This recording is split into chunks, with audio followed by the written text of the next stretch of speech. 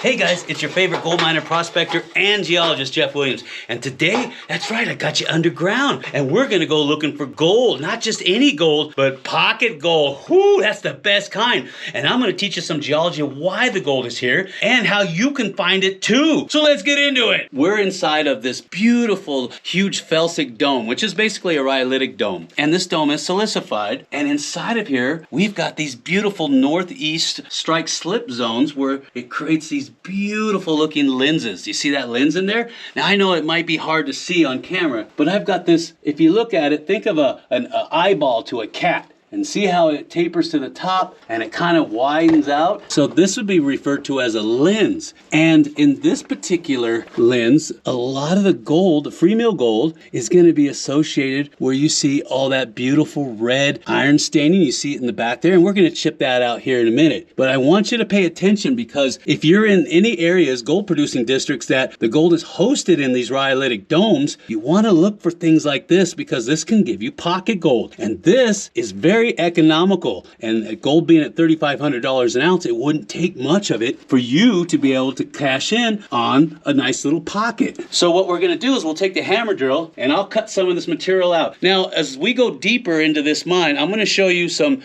of the newer workings that are being cut down below us, and I think you're going to get a kick out of that. But if you got claustrophobia, I got to warn you right now, you better turn away, because some of these diggings, these are small scale diggings now, remember that, like the artisanal miners, they can get pretty narrow down there. If you're squeamish, you might want to look away. But anyway, so we're going to go ahead and take the hammer drill, and I'm going to cut into wherever I see the red staining that's up in there. Then we'll collect it up in our Jackson's Let It Go sample bag. That's right. These are specifically designed for this stuff. And then as along the way, we're going to talk more geology and how you can apply it, so when you're out in the field, you can find gold too. Because once you understand the geology of the district that you're in, it makes it really easy to pinpoint these deposits. And you need to know the type of gold you're going after. So in this particular scenario, the gold is running 60-40, maybe 70-30 if I'm lucky. And what that means is the gold to silver ratio. So when you see the gold, you're gonna be like, that doesn't look like that buttery gold in California. No, because it's got a high concentration or alloy of silver in it. Remember that when you're looking for gold, you need to know the type of gold you're looking for too. Because you might find the mother lode and throw it into the waste pile because it doesn't look like gold to you, but it is. So I know, enough tongue wagon. Get on to getting some gold, Jeff. Our beer's getting warm and our chips are getting stale. Jeez, you guys are a tough crowd.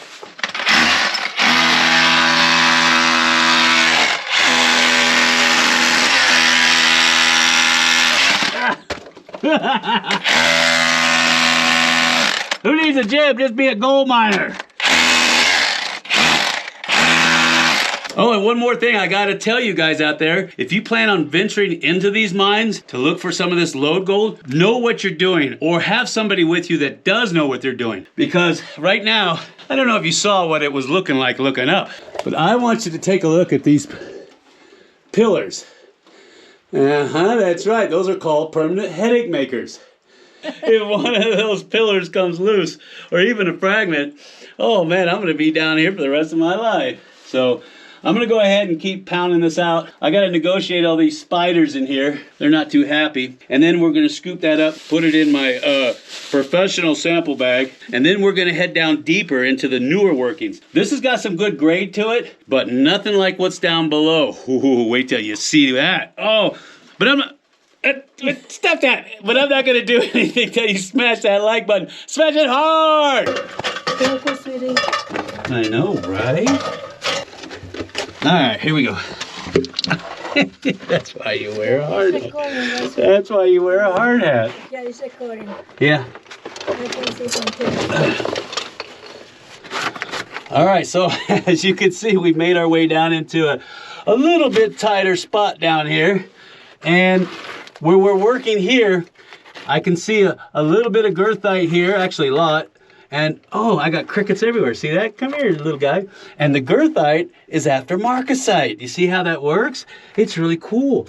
And I've got this nice, tiny little fissure here that's got some really good grade in here. And so I'm gonna pull some samples out of here and probably down here. Now, what I've seen mostly in the past is a lot of the higher paying grade ore is gonna be along the hanging wall and not on the footwall, but that's not always the case on every scenario, but that's what I've seen in all my years of mining. So what you're looking for is, like I said, blacks and reds, dark browns, earthy browns, and some of this yellow limonite. And keep in mind, this is in this district. Your district might be different. So that's why you need to do your homework, and you need to use the USGS reports to help guide you, to tell you what kind of gangue material the gold is being hosted in. But in this case, I'm running ore that's about, say 60-40, 60% gold, 40% silver. And it's gonna have a kind of a, I don't know, a dirty looking gold, but gold is gold. And so we're gonna pull this out right here. Now, I strongly suggest you always have somebody up on the surface while you're down below in the workings. Because if something happens down here and you don't have anybody on top, this is where you're staying. So, all right, we're gonna cut some of this out. I'm gonna try to anyway.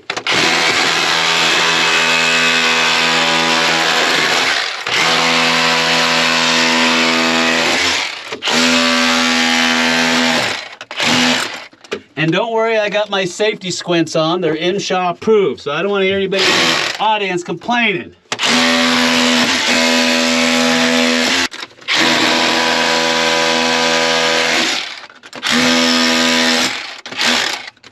Now, I know a lot of you guys are saying, Jeff, that's all well and good, but what are you going to do to get in here? Yeah, I know, that's a good question. So what you can do is, in my case, my hanging wall is softer than my footwall. And so what I can do is cut this thing out. So what we're gonna do is we will pull out the hanging wall so we can get a little bit more room to squeeze in here. But like always, the more you muck out, the more work it is. So when you're on a small scale, you do the best you can. And that's what we're doing here. So we're hoping that this turns into a nice lens like I showed you earlier, because those lenses can be very rich. And all it would take is a nice healthy lens, not only 3-4 feet long, maybe about 8 inches wide, and it would pay well for us to cut this out. Now, the down part is when you're a small scale miner, you gotta stay on the grade as long as possible, because if not, then you're just digging for fun. So we're gonna take this ladder down and go deeper, and I'm gonna show you what some of the really good ore is. Now, when I say good ore, I'm talking about getting some of this stuff out that runs 19 grams per bucket. That's right, you heard me right. 18 to 19 grams per 5-gallon bucket. That stuff is ultra rich. I'll see if I can get you some of that too. And then we'll take it to the surface, pan it out, and see what we got. No, I'm not gonna do anything until you smash that like button. That's right. No, I know, get back to work, Jeff. You slacker. I'm often reminded of how tight and dangerous working conditions can be for small scale miners, especially artisanal miners in foreign countries.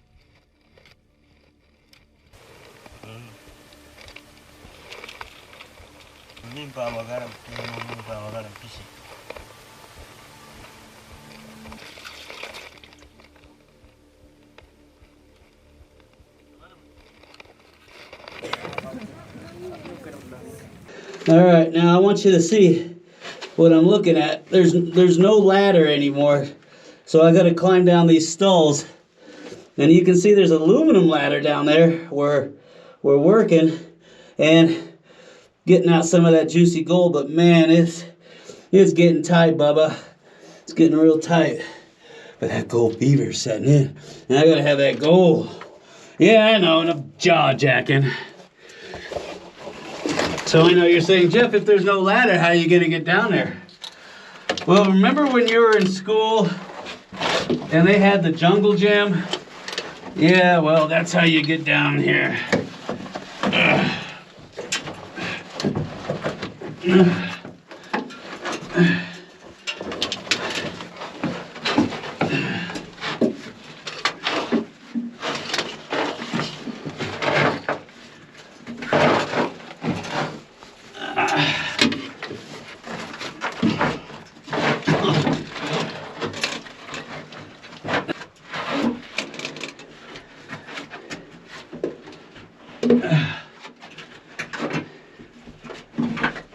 Oh, yeah.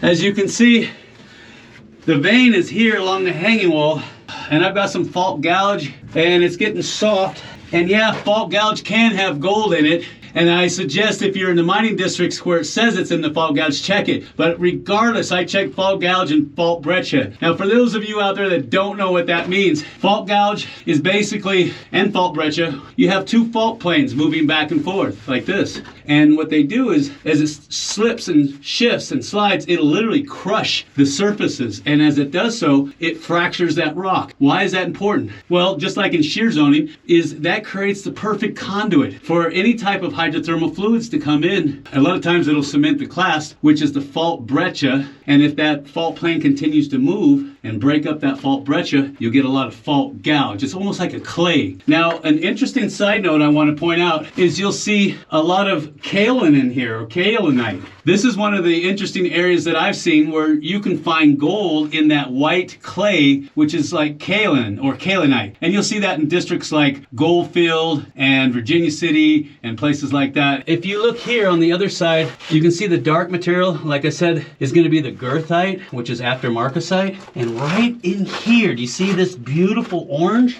I mean, that is what we're going for. And that has got high grade in it. And yeah, we clean it out with one of these guys because they're getting down tight. Come here, take a look at this. I want to show you what I'm talking about.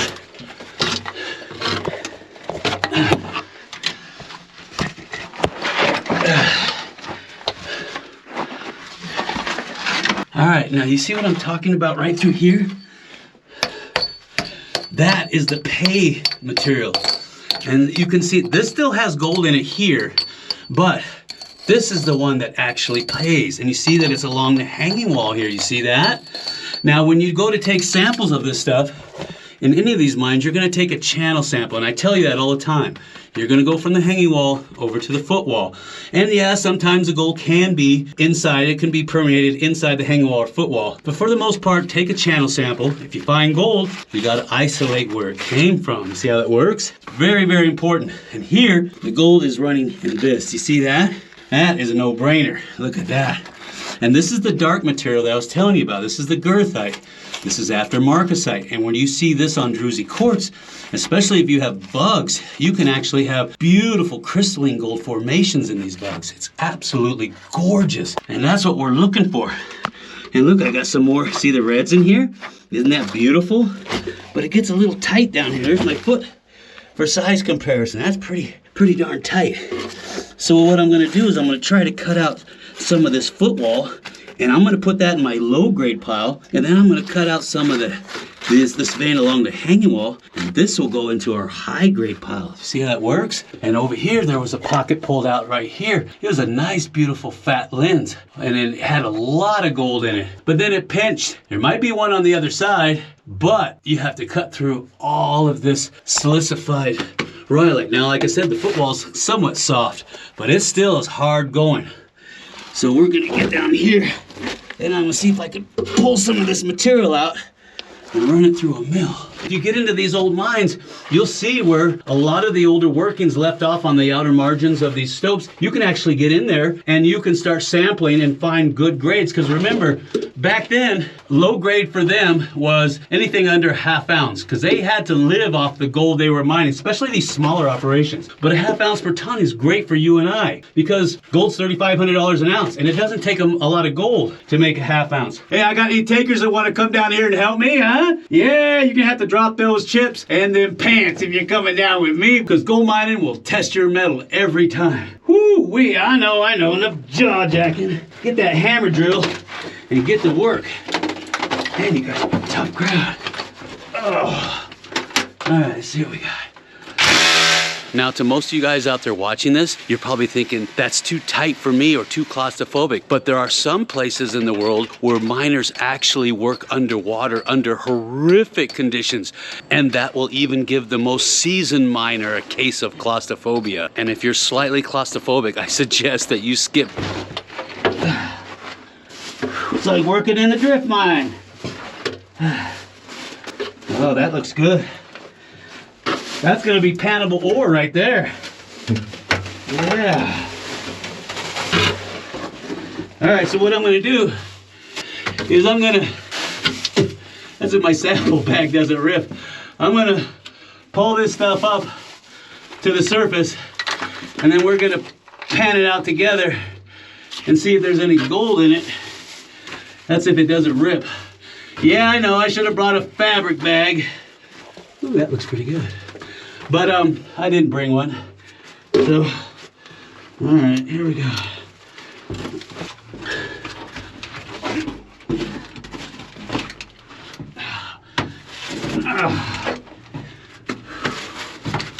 Yeah, I know, should have used the ladder.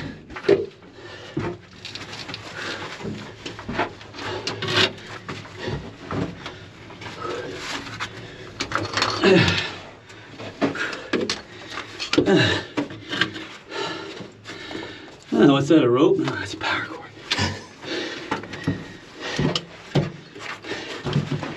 Oh, who needs a gym? Just be a gold miner.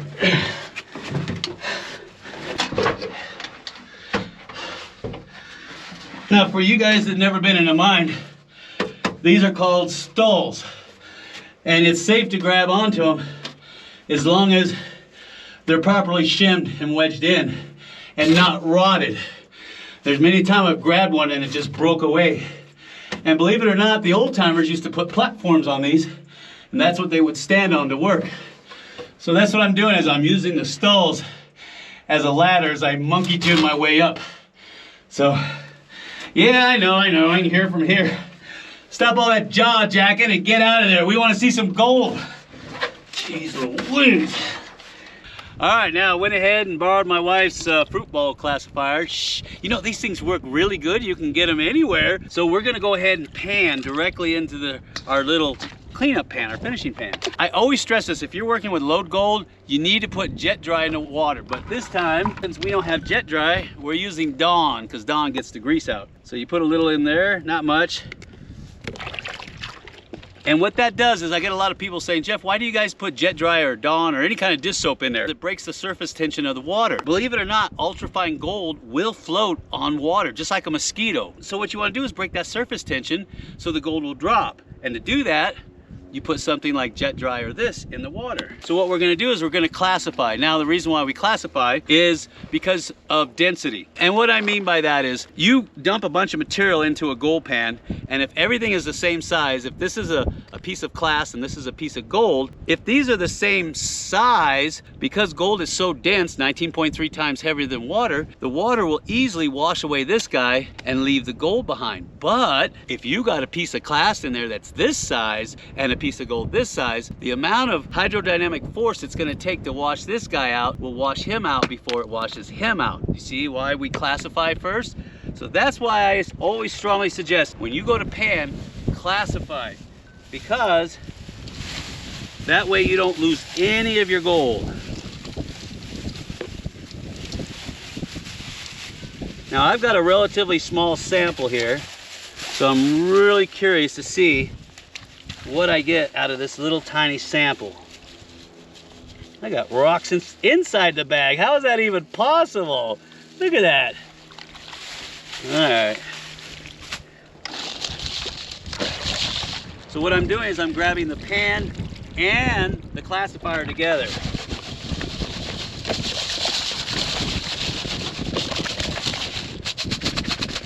And I'm gonna hold on to this stuff. And the reason why is because there is specimen gold coming out of this particular mine. And now what I want to do is I want to either run either a Falcon MD20 or maybe even a Gold Bug 2 over it. And then after that, if I don't find anything, I'll run that through a mill and get all the fines out of that. And that's what you should be doing too. So I'm stratifying.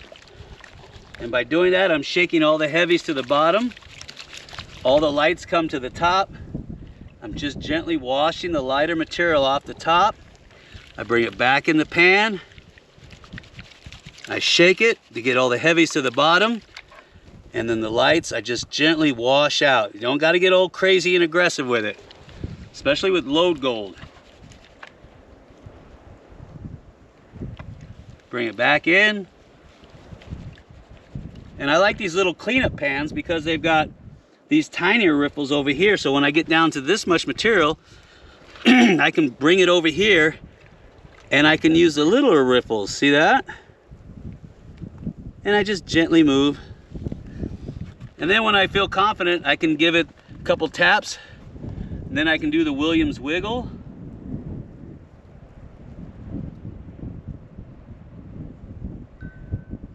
And then an Alabama bump.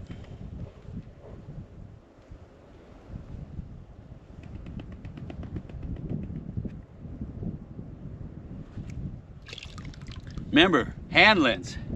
We're working with load gold.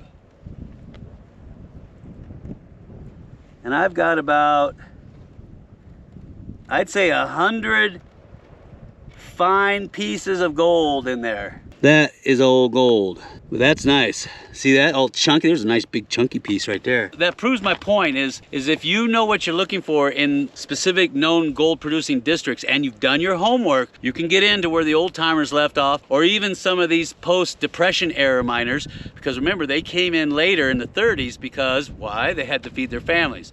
And if you just follow their steps, their footsteps, and get out there and look around and start poking around and taking samples, sampling, that's the key, that's your mantra right there, then you can get on the gold too. Now I get a lot of questions, Jeff, okay, you got a bunch of gold, what are you gonna do with it? Well, for me, what we like to do is smelt it down into a button and then we'll send it off to a refinery. I'm gonna leave a link down below where you can get 95 to 98% spot on 24 karat gold. And please keep in mind, when you send your gold in, if you don't smelt it down, it could have impurities in it, and they're only gonna give you 95 to 98% on 24 karat. So that's why we like to smelt it down, so we know exactly pretty much what we're gonna get from them as far as the checks. And don't forget, at the end of this month, we're gonna be giving away 10 bags of incredibly rich pay dirt from our drift mine, a brand new Gold Monster 1000, and we're working on the 2000 because they're out now, and we might even give away a Garrett Axiom too, and each bag of pay dirt comes with a 1 ounce silver bar. Ooh, man, you'd be crazy not to join up. If you wanna get involved with any of that stuff, all you gotta do is look for the little icon at the end of the video that looks something like that. You're gonna click on it, make a $10 pledge, and you instantly qualify to get your hands on any of this stuff. And I'll see you on the next video.